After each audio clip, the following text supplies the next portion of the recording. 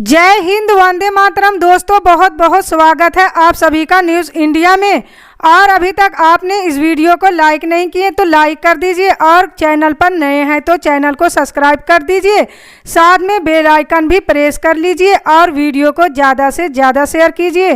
दोस्तों, आप सभी को बता दें कि 5 राज्यों उत्तर प्रदेश, पंजाब, गोवा, मणिपुर और उत्तराखंड में विधानसभा चुनाव का ऐलान कर दिया गया है। इसके तहत निर्वाचन आयोग ने कई अहम दिशा निर्देश जारी किए हैं। इसके तहत 5 चुनावी राज्यों में रोड शो, पदयात्रा, साइकिल या वाहन रैली पर रोक लगा दी गई है। इसके अलावा रात 8 बजे से सुबह 8 बजे तक कैंपेन कर्फ्यू लागू रहेगा। ये प्रतिबंध 15 जनवरी तक लागू रहेगा। जानकारी के मुताबिक मुख्य चुनाव आयुक्त सुशील चंद्रा ने बताया कि 5 चुनाव राज्यों में 15 जनवरी तक रैली, रोड शो आदि की इजाज़त नहीं दी जाएगी।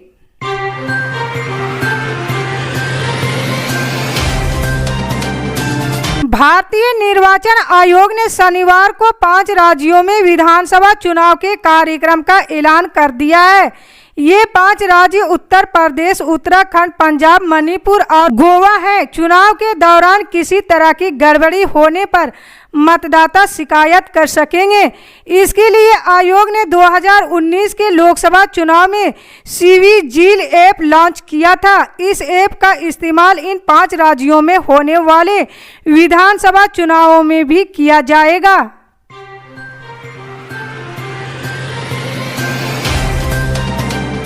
महाराष्ट्र कांग्रेस प्रमुख नाना पटोले ने शनिवार को कहा कि भाजपा ड्रामेबाजी करके देश के सामने आने वाले बुनियादी मुद्दों से ध्यान हटाने की कोशिश कर रही है। उन्होंने कहा कि 5 राज्यों में आगामी चुनावों में बदलाव होना तय है। पटोले ने कहा कि पार्टी सभी 5 राज्यों में आगामी चुनाव लड़ने के लिए तैयार है। हालांकि भाजपा ड्रामा करके देश को बुनियादी मुद्दों से ध्यान हटाने की कोशिश कर रही है।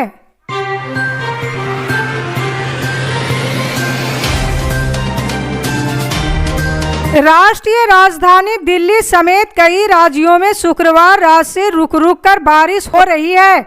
उत्तराखंड, हिमाचल प्रदेश और जम्मू कश्मीर के कई क्षेत्रों में जमकर बर्फबारी का दौर जारी है। पहाड़ों में हो रही बर्फबारी के कारण मैदानी इलाकों में ठंड बढ़ गई है।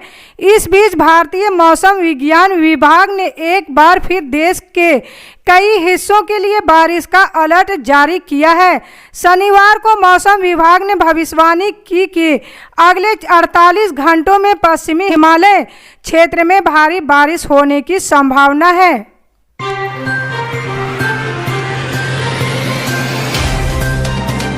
चुनाव आयोग ने 5 राज्यों उत्तर प्रदेश, उत्तराखंड, पंजाब, गोवा और मणिपुर में होने जा रहे विधानसभा चुनावों के लिए तारीखों की घोषणा कर दी है।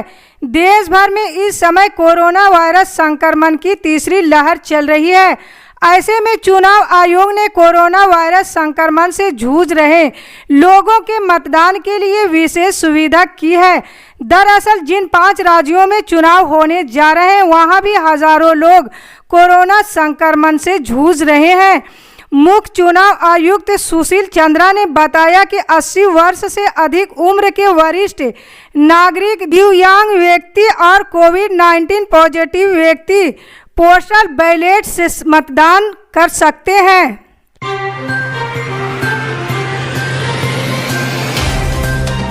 चुनाव आयोग ने शनिवार को 5 राज्यों में होने वाले विधानसभा चुनाव की तारीख का ऐलान किया। यूपी में 7 चरण में वोटिंग होगी। मुख्य आयुक्त सुशील चंद्रा ने बताया कि 15 जनवरी 2022 तक सभी प्रकार की रैली, पद यात्रा, नुक्कड़ सभा, जनसभा इत्यादि पर रोक रहेगी। चुनाव में भाग लेने वाले दल वर्चुअल रैलियां के माध्यम से प्रचार कर सकेंगे। यूपी में पहले चरण का मतदान 10 फरवरी को होगा। इसके बाद दूसरा चरण 14 फरवरी को होगा।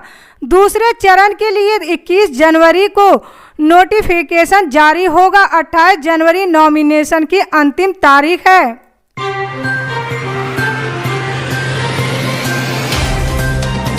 दिल्ली पुलिस की स्पेशल सेल ने डी कंपनी के गुर्गे अजय गुर्जर को गिरफ्तार किया है।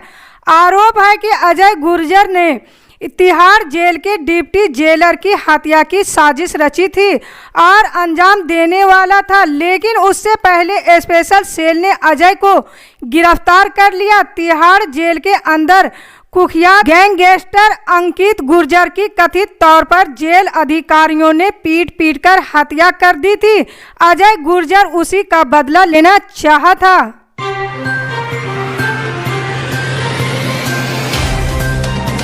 यूपी के बलिया जिले के एक विधानसभा सीट है बांसडीह विधानसभा सीट। बलिया जिला मुख्यालय से करीब 18 किलोमीटर की दूरी पर स्थित है। बांसडीह कस्बा बांसडीह तहसील भी है और कोतवाली भी है। बांसडीह विधानसभा क्षेत्र में उद्योग धंधे के नाम पर कुछ भी नहीं है। यहाँ की अधिकांश आबादी कृषि पर निर्भर है।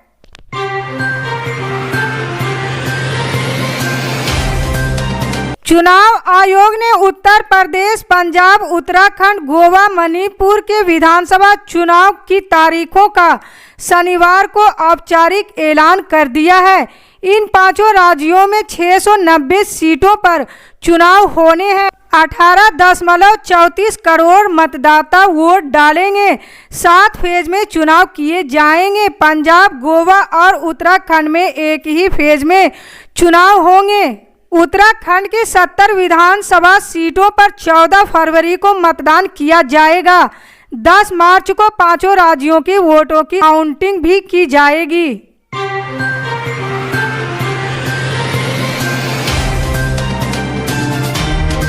यूपी के गाजीपुर जिले की 7 विधानसभा सीटों में से एक है सैदपुर विधानसभा सीट। सैदपुर विधानसभा सीट गाजीपुर जिले की सुरक्षित सीट है।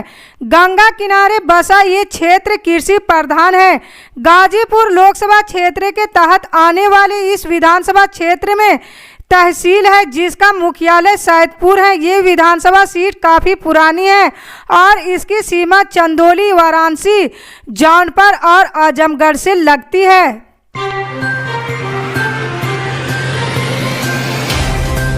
बिहार के बारा में एक युवक ने अपने ही अपहरण की साजिश रच डाली और ठेकेदार मामा से 20 लाख रुपए की फिरौती मांग ली। परिजनों ने तुरंत ही इसकी सूचना पुलिस को दी। जब पुलिस ने इस मामले की जांच शुरू की और मोबाइल लोकेशन को ट्रेस किया तो सारा मामला फर्जी पाया गया। इस मामले में पुलिस युवक और उसके छोटे मामा को गिरफ्तार कर जेल भेज दिया गया। दरअसल युवक को कारोबार करने के लिए रुपये की जरूरत थी, इसलिए उसने अपहरण की साजिश रची। इसलिए साजिश में आरोपी के छोटे मामा ने साथ दिया। फिलहाल दोनों पुलिस की गिरफ्तार में हैं।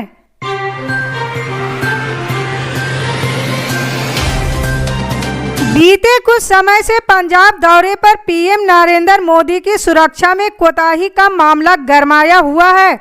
जहां केंद्र इसको लेकर विपक्षी दलों पर हमलावर है, वहीं विपक्ष भी प्रत्यारोप में लगा है। इसी कड़ी में हमेशा ही विवादित बयान देने वाले हैं। असंगठित कामगार एवं कर्मचारी कांग्रेस के राष्ट्रीय अध्यक्ष डॉक्टर उदित राज ने प्रधानमंत्री नरेंद्र मोदी पर निशाना साधा है।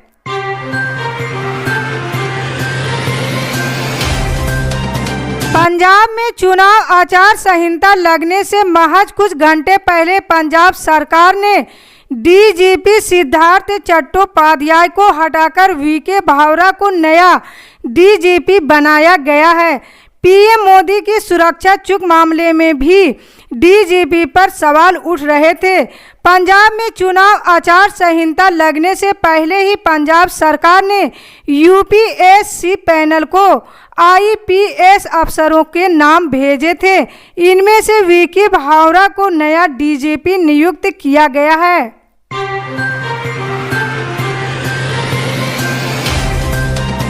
झारखंड के धनबाद में शुक्रवार को भाजपा कार्यकर्ताओं ने एक युवक की कथित तौर पर पिटाई की, उसको थूक चाटने और उठक बैठक करने के लिए मजबूर किया।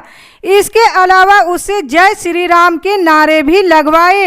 ये घटना कथित तौर पर बीजेपी सांसद पीएम सिंह, भाजपा विधायक राज सिन्हा और अन्य नेताओं की मौजूदगी में हुई। दरअसल शुक्रवार को भाजपा कार्यकर्ता पंजाब में प्रधानमंत्री नरेंद्र मोदी की सुरक्षा में हुई चूक को लेकर धनबाद के गांधी चौक पर विरोध प्रदर्शन कर रहे थे।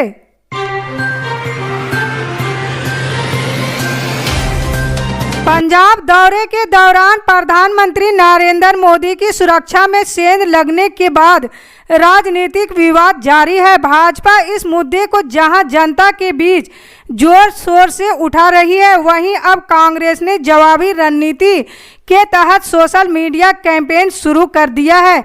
इस अभियान को शुरू करने वाले कांग्रेस सोशल मीडिया विभाग के अध्यक्ष रोहन गुप्ता ने कहा कि भाजपा के नेतृत्व वाली केंद्र सरकार की मंशा न केवल वास्तविक मुद्दों से देश का ध्यान भटकाने की है, बल्कि पंजाब में मुख्यमंत्री चरणजीत सिंह के नेतृत्व वाली सरकार को बदनाम करने की है। इसी तरह की पल पल की खबर जानने के लिए जुड़े रहें हमारे न्यूज़ इंडिया के साथ। जय हिंद।